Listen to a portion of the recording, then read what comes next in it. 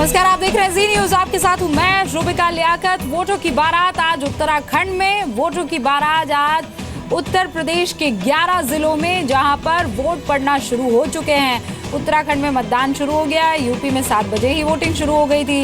उत्तराखंड में एक सीट को छोड़कर सभी सीटों पर यानी 69 सीटों पर आज वोटिंग हो रही है।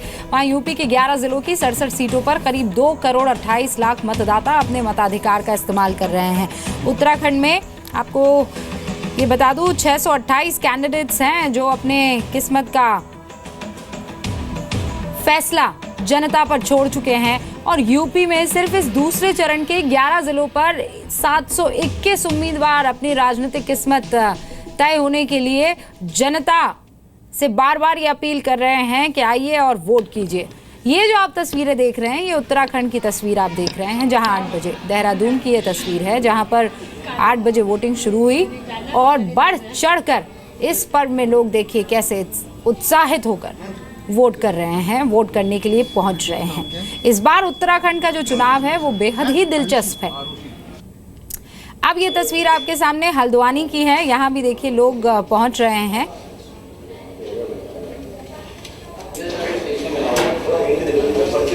चाहे यंगस्टर्स हों, चाहे महिलाएं हों, चाहे बुजुर्ग हो, बड़ी तादाद में लोग पहुंच रहे हैं। हमें ये जानकारी मिल रही है ग्राउंड से। जो हमारे हल्द्वानी का डेवलपमेंट करे, मींस डेवलपमेंट रिलेटेड, कि हमारी सड़कें देखिए आप कितने हर जगह गड्ढे हैं एंड ऑल। तो मैं चाहती हूँ कि हर जगह विकास हो हमारी शिक्षा प्रणाली में, एंड ट्रैफिक जैम इतना है आजकल। सो विकास डेवलपमेंट के लिए एक बात बहुत इंपॉर्टेंट है, आप कहीं भी बात कर लीजिए, विकास और डेवलपमेंट ये बहुत अहम मुद्दे हैं और ये सबसे स्ट्रांग मुद्दे हैं जिन पर आज की तारीख में जनता जो है वोट कर रही है। उत्तराखंड से अब जरा बिजनौर का रुख कर लेते हैं, उत्तर प्रदेश के, जहां पर वोटिंग हो रही है। और यहाँ देखिए दिव्यांग जो है वो बढ़ चढ़ कर हिस्सा ले रहे हैं। पवन नारा मौजूद हैं, उन्होंने वहां से ये रिपोर्ट आपके लिए भेजी है। मेरे साथ बहुत सारे वोटर्स हैं, क्या बुजुर्ग और क्या युवा। गुड़िया हमारे साथ हैं। गुड़िया, आपने सबसे पहले वोट डाला, क्या सोच के डाला? सब लोगों के लिए, जो हम विकलांग हैं उन सब के लिए, और अभी भी मतलब जिससे कुछ अच्छा हो सके। अच्छा हो सके। सर, आप सुबह सुबह लेकर आए, किस सोच के साथ, किस उम्मीद के साथ?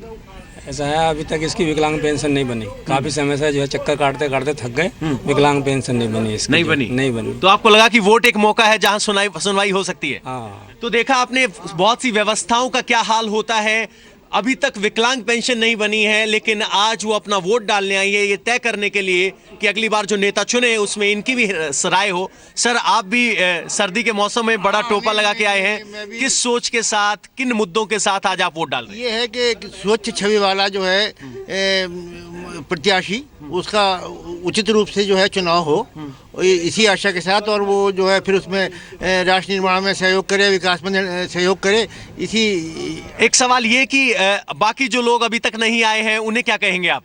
नहीं, वो भी देखिए मौसम की पुकार है कि कुछ आराम से आए लोग, धीरे धीरे ये मतदान बढ़ेगा। सर, आपने क्या सोच के मतदान किया, क्या मुद्दे हैं आपके? हमारे तो ये है कि हमारे प्रदेश को अच्छी तरक्की कराई जाए और जो पब्लिक को, जो लड़के हैं नए, उनको नौकरी दिलाए। अच्छा, विकास हो, नौकरी मिले। मैम, आप एक महिला हैं, आपके लिए कौन से मुद्दे थे इन चुनाव में जिससे आपका मत तय हुआ? भ्रष्टाचार खत्म होना चाहिए और ये गुंडागर्दी जो फैल रही है वो खत्म होनी चाहिए। गुंडागर्दी एंड भ्रष्टाचार ये खत्म होना चाहिए। माता जी, आपके लिए क्या मुद्दा रहा वोट में? हमारे बच्चे परेशान है, रुकजार दोनों परेशान करवाए। किस बात के लिए परेशानी है? अगर रुकजार नहीं कुछ रोजगार बड़ी परेशानी है, भ्रष्टाचार एक परेशानी है। कह रहे हैं कि व्यवस्था हो, विकास हो, रोजगार हो और भ्रष्टाचार मिटे, इस तरह की सोच है और यही वो सोच है जो इन सबको मतदान केंद्र तक ला रही है। अगर आप भी इस दौर में मतदान करने के लिए तैयार हैं या कहें कि आपके इलाके में चुनाव है, तो आप भी घर से जरूर निकलिए, मतदान कीजिए, क्योंकि ये वो मौका है जब आपका वोट बड़े नेता को चोट कर सकता है और उसे सबक सिखा सकता है, या फिर आपके पसंदीदा नेता को चुनाव जिता सकता है। पवन नारा, जी मीडिया, बिजनौर। और आप ये कतई मत सोचिएगा कि मेरे वोट से क्या फर्क पड़ता है। वहां उत्तराखंड में जहां वोटिंग हो रही है वहां एक ही सीट को लेकर ऊपर नीचे हुआ था मामला, मत भूलिए आप। बहरहाल ये जो आप तस्वीर देख रहे हैं ये तस्वीर बताने के लिए है कि बड़ी कवरेज है, अलग अलग रिपोर्टर्स हमारे साथ मौजूद हैं। हमारे साथ संदीप गोसाई हल्द्वानी से, रामपुर से ब्रह्म प्रकाश दुबे हैं, यानी उत्तराखंड से संदीप गोसाई हैं, वहाँ उत्तर प्रदेश से हमारे साथ ब्रह्म प्रकाश है, पवन नारा भी हमारे साथ जुड़े हुए हैं और दो सीनियर जर्नलिस्ट आप स्क्रीन पर देख रहे हैं। यहाँ पर संदीप जोशी उत्तराखंड की पॉलिटिक्स को बहुत अच्छे से समझते हैं, स्टूडियो में हमारे साथ है। रामदत्त त्रिपाठी साहब उत्तर प्रदेश की पॉलिटिक्स को बहुत अच्छे और कायदे से समझते हैं, हमारे साथ बने हुए हैं लखनऊ से।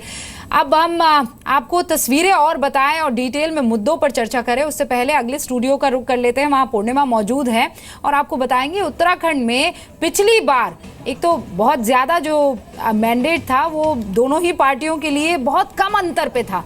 क्या कुछ रहा पिछली बार का आंकड़ा और रिजल्ट्स, जल्दी से समझ लेते हैं फिर आगे बढ़ते हैं। पूर्णिमा। रुबिका, इन ग्राफिक्स पर फटाफट से नजर डाल लेते हैं क्योंकि उत्तर प्रदेश के साथ साथ हम उत्तराखंड का भी जिक्र कर रहे हैं। उत्तराखंड में जहां पर कुल मिलाकर सीटों की संख्या 70 है, उसमें सबसे पहले जिस पार्टी की हम बात करेंगे वो कांग्रेस की बात करेंगे। कांग्रेस ने 2012 विधानसभा चुनावों में 32 सीटों पर जीत हासिल की थी। फिर उसके बाद जो दूसरी पार्टी थी वो बीजेपी थी, बीजेपी ने 31 सीटों पर जीत हासिल की थी। फिर उसके बाद जो तीसरी पार्टी रही वो बीएसपी रही, बीएसपी ने 3 सीटों पर जीत हासिल की। बीएसपी के बाद यूकेडी ने 1 सीट पर जीत हासिल की और उसके बाद अगर आप अदर्स की बात करेंगे, निर्दलीय की बात करेंगे तो वो 3 रहे। ये उत्तराखंड में 2012 विधानसभा चुनाव रुबिका, लेकिन इसके साथ ही 2014 में परसेंटेज वाइज किस पार्टी की क्या स्थिति उत्तराखंड में रही उस पर भी हम फटाफट से नजर डाल लेते हैं, जिसमें 34.40% वोट कांग्रेस को मिले थे, लेकिन कांग्रेस लोकसभा की एक भी सीट पर जीत हासिल नहीं कर पाई थी। फिर उसके बाद बीजेपी 55.93% वोट मिले थे बीजेपी को और बीजेपी ने यहां पर सभी 5 सीटों पर कब्जा कर लिया था।